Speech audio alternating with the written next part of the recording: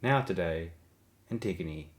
I'm reading out some context regarding this particular film. You're seeing it sped up here and now. Note the compositional qualities of Straub and Huillet's cinema. This is a very composite example of what a lot of their films looked like over the course of their 20th century output at least. So Antigone, this is just from Wikipedia, nothing particularly fancy. The opening paragraph. In Greek mythology, Antigone is a Theban princess and character in several ancient Greek tragedies. She is the daughter of Oedipus, king of Thebes. Her mother is either Jocasta, or in another variation of the myth, Euryganea. She is a sister of Polynices, Eteocles, and Ismene. The meaning of the name is, as in the case of the masculine equivalent Antigonus, in place of one's parents or worthy of one's parents. Antigone appears in the three 5th century BC tragic plays written by Sophocles, known collectively as the three Theban plays, being the protagonist of the eponymous tragedy Antigone. She makes a brief appearance at the end of Aeschylus' Seven Against Thebes, while her story was also the subject of Euripides' now lost play with the same name. So, of the Sophocles play, an Athenian tragedy written by Sophocles in or before 441 BC and first performed at the festival of Dionysus of the same year, it is thought to be the second oldest surviving play of Sophocles, preceded by Ajax, which was written around the same period. The play is one of a triad of tragedies known as the three Theban plays, following Oedipus Rex and Oedipus at Colonus. Even though the events in Antigone occur last in the order of events depicted in the play, Sophocles wrote Antigone first. The story expands on the Theban legend that predates it, and it picks up where Aeschylus' Seven Against Thebes ends. The play is named after the main protagonist, Antigone. After Oedipus' self-exile, his sons Eteocles and Polynices engaged in a civil war for the Theban throne, which resulted in both brothers dying fighting each other. Oedipus' brother-in-law and now Theban ruler Creon ordered the public honouring of Eteocles and the public shaming of Thebes traitor Polynices. The story follows the attempts of Antigone, the sister of Eteocles and Polynices, to bury Polynices, going against the decision of her uncle Creon and placing her relationship with her brother above human laws. Now, it's worth mentioning when Straub and Huillet adapted this play, they were adapting the translation from Frederick Hölderlin, and which is of the 1700s, I believe. This translation had been adapted into a play by Bertolt Brecht in 1948, and this specifically is what Straub and Huillet are adapting. Before I commence with reading out another piece, I'd like to recommend a piece I would have read out, but it's incredibly long, even for this relatively longer, sped-up version of this feature film. I'd like to recommend Benoit Turquette's A War Film, Antigone by Danièle, Huillet, and Jean-Marie Straub, which you can find on Senses of Cinema. This was published in October 2019. But what I'm going to be reading out is a smaller essay from Christopher Small, a Straub-Huillet companion, Antigone. These are published for Mubi, a series of short essays from a retrospective of, from from 2020. Films by Jean-Marie Straub and Danièle Huillet are conduits not just to written stories and lived histories, but also to early cinema. This is a quote from Jean Renoir from Louis Lumière, 1968. What seems interesting to me is that the Lumière approach, though it seeks to simply reproduce reality, nevertheless leaves the door open to the wildest imagination. I find that there is more fantasy in certain images of theirs than in certain paintings that claim to be works of fantasy. I find that Lumière's images somehow remind me of what La Douanière Rousseau represents in painting, that is, each man shares a sincere desire to copy reality without adding or removing anything, but in fact the end result is the creation of a world. It is a world that exists in reality, but which also exists, with perhaps even greater power, in the imagination of La Douanière Rousseau, or in the imagination of the camera operators who went to film the Tsar in St. Petersburg or the Pope in Rome.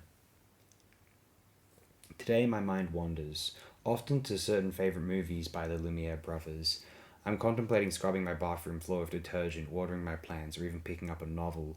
Yet what is really on my mind is the sight of the little girl in La Petite Fille et son chat, 1899, sat on a garden chair, her giant fluffy cat perched on the adjoining table, desperately begging to be fed. An image as old as the cinema itself, and yet existing in my eternal present. As the global situation has grown increasingly grave, I have taken solace in early cinema, and in the Lumiere brothers in particular. These movies are not comfort food, exactly. What I like and have always liked is the combination of each film's extraordinary rigour of conception with the effortless experience of actually watching them. The brothers imagined, no doubt influenced by technology, that it was necessary for everything to be contained inside a single image. Whether they calculated that it would or not, the crystallization of this exact form had granted them enormous artistic freedom.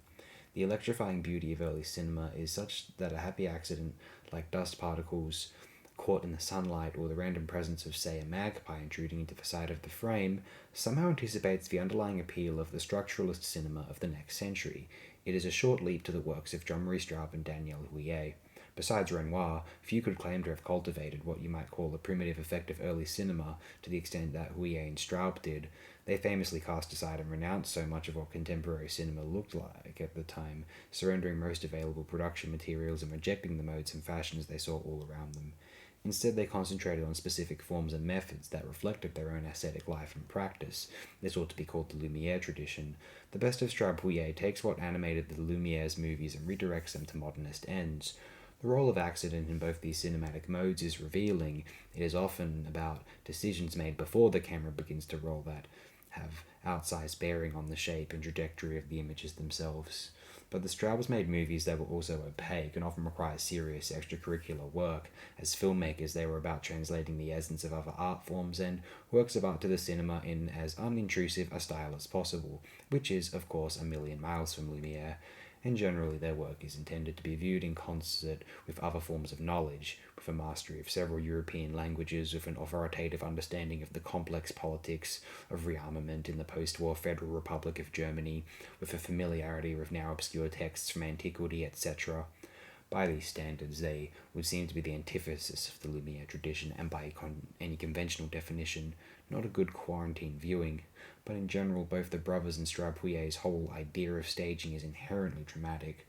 They merely preferred these front-loaded, dramatic concoctions to elicit drama from the natural world, rather than intervene in the narrative directly. It is this outlook that charges my thoughts so powerfully, whether in pondering a single-shot film of the 1897 launch of the Emmanuel Philibert in Naples by the Lumieres, with the ship's immediate and explosive entry into the water from screen left at the immediate outset, and with spectators crammed into every other corner of the frame and every plane of depth as it passes across the screen, or in watching Huillet and Straub's adaptation of Brecht's Die Antigone des Sophocles, also known as Antigone 1992, where wind buffets the robes of performers as they speak, and butterflies make unexpected intrusions into the most tightly organized compositions on planet Earth. Antigone, like all Straub-Huillet films, is about power and about resistance. The power of a man to strip another of his burial rights, the resistance of a woman, Antigone, the dead man's sister, in fighting for these very rights as fundamental sacred. The Straubs, like Brecht, powerfully associate the rebellions of ancient or antiquarian religious figures with the rebellions of the communists of their century. The connection is in ways basic and profound, and an historical one. It is not a cheap ploy on their part. They are not linking withering power then and withering power now to score points about universality, history is cyclical, etc. As a method, theirs is almost an archaeology. By transferring these preserved and recreated forms to another context and another medium, they are leaving it to the viewer to chart the connections. The transparency of their methodology has a revelatory quality. They maintain the integrity of each sound and each image with a Lumiere-like meticulousness, kept in characteristic isolation from each other section, but also charge them with the electricity of deep-rooted and dramatic historical significance. The characters in Straub-Huillet protest against a ruling order whose operations they deem constitutionally unjust, and they react as if with their very being. Brecht was only more obvious about it, directing that his Sophoclesian figures be dressed in 20th century regalia to make the connection explicit. For the Straubs, it was plenty to reanimate these stories through cinema, diligently, scrupulously, lucidly.